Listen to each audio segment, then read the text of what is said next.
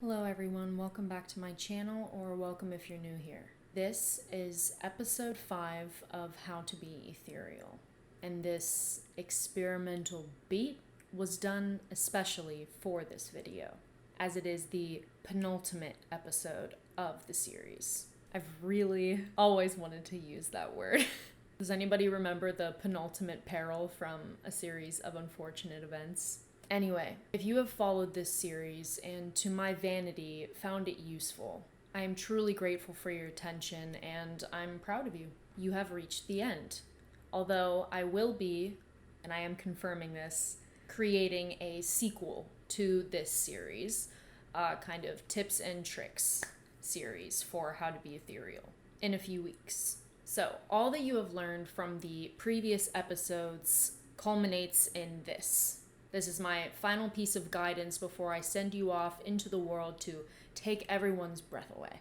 Now, it is quite likely that this is your first video, this is the first time you've ever seen me or taken a glimpse at my channel.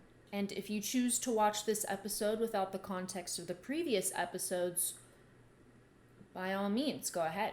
But that would be cheating. Now, feel free to watch the rest of this video, of course, but I highly suggest that you watch the other episodes first in order to gain a deeper understanding of the concepts that I will be briefly surmising in a little bit.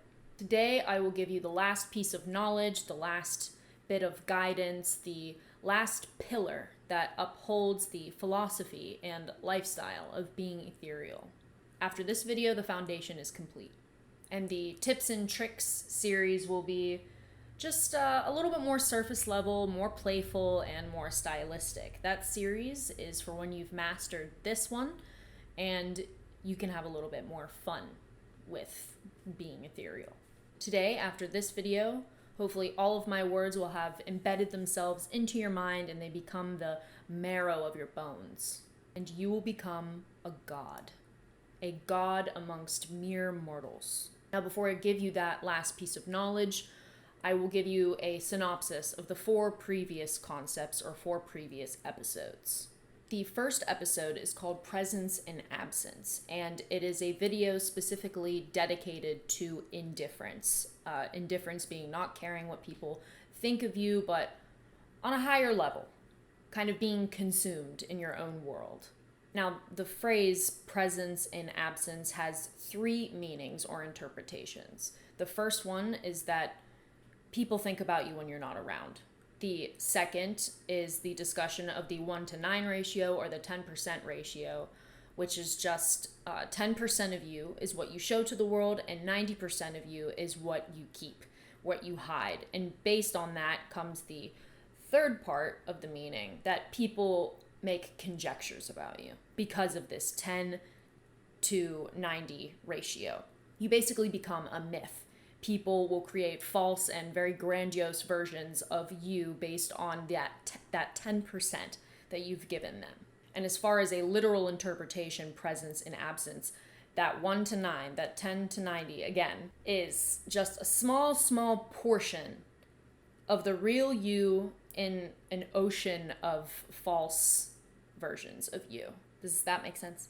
The second episode is called Create a Persona. It's fairly simple. Create a character of yourself. Persona means mask in Latin, and that mask better be immaculate, solid all the way through, solid granite. It should be well thought out. Your philosophy on life should inform how you present yourself to others, and should be modestly similar to how they will in turn perceive you.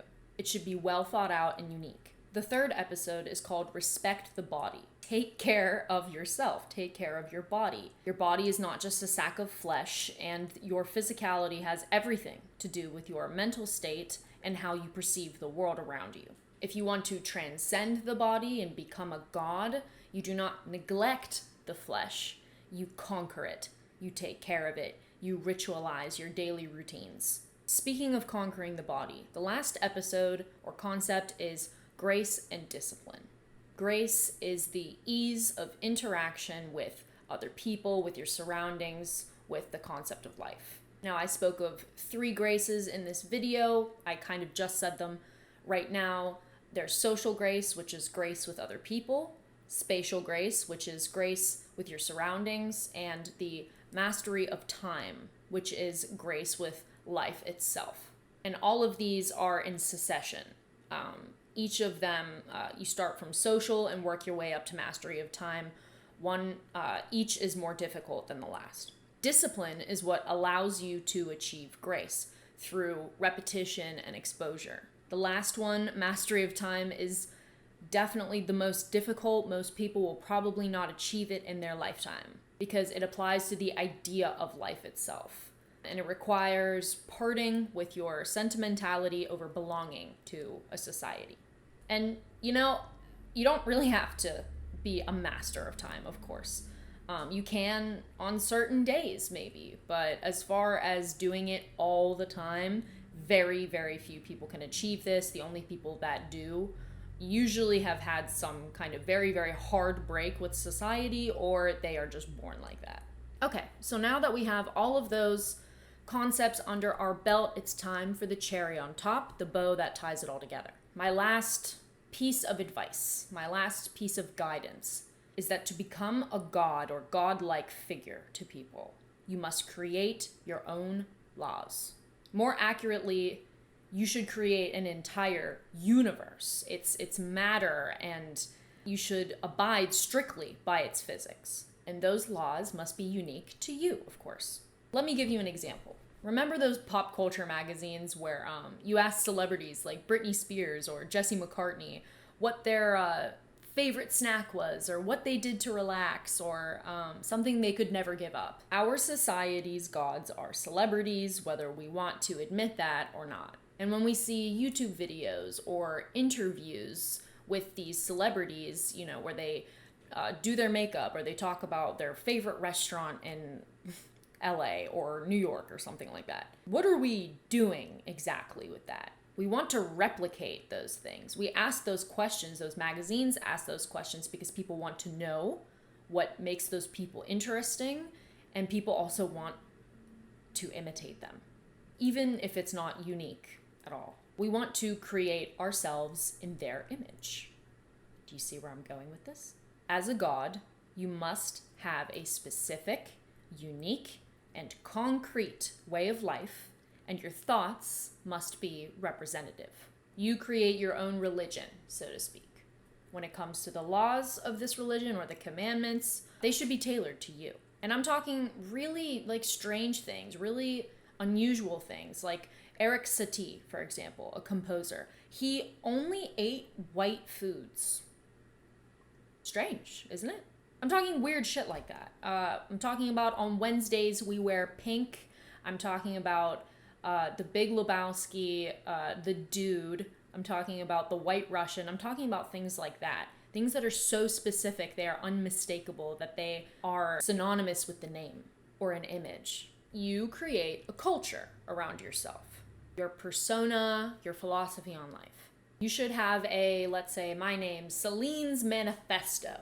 A long time ago, there was this bingo board that was making its rounds through Instagram. And it was called, whatever your username is, culture. And you filled in each box with something very, very specific to you.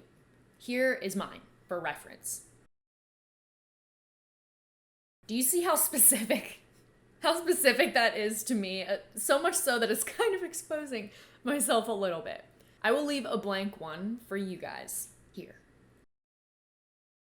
Now, what's usually written in the boxes is more so aesthetic based, but I suggest printing out 2 of them and doing one for maybe aesthetics, and then another one for philosophies, phrases, books, historical references, whatever it is. You should be an exceptionally detailed character in a novel. You're written in third person. A great example of this would be Ingrid Magnusson from White Oleander, one of my favorite books ever.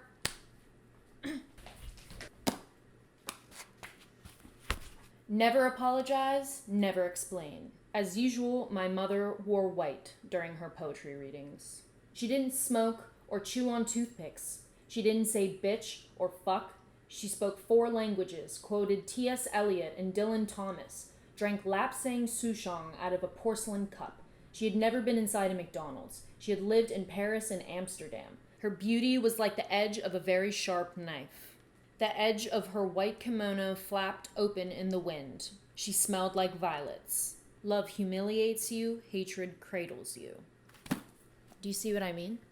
Be specific. Be unique. Be you. Find out what you is. Be like Ariadne or Adonis, like Warhol or Grace Jones or Dali. Be mythical. Lead other people to speak of you in this way. Use boldness and subtlety as art forms. Entertain false rumors about yourself. Wear a wig. Tattoo your ass. Start a band. A movement. People should be afraid of you, but also in awe. You should feel the fluidity of the confidence in your choices.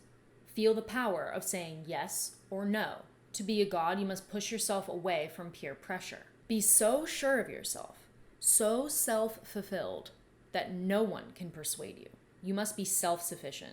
It may seem like a lot of ideas are being thrown around, especially from video to video, but at the end of the day, they all come to one center: you. You are the priority. Your integrity, your knowledge, the belief in yourself over all else. A kind of solipsism. You do not surrender to anyone. You do not entertain self-loathing, nor narcissism, selfishness, nor envy. You find solace and equilibrium in the structures that you create, the laws that you abide, the culture that you belong to. You are the sun of your universe. Only then will you become a god or godlike figure. You can leave your silly worries on earth where they belong. You have more important things to do, a more important person to become. Okay? Thank you guys so much for watching this video. I appreciate everybody that has ever taken anything that I've ever said into consideration or has found it useful and who has found entertainment value in it, of course. This is the end of the series, like I said before. I will see you in the sequel, which is the How to Be Ethereal Tips and Tricks series. Make sure you like and subscribe. Tell your friends parents. I will see you next week. Goodbye.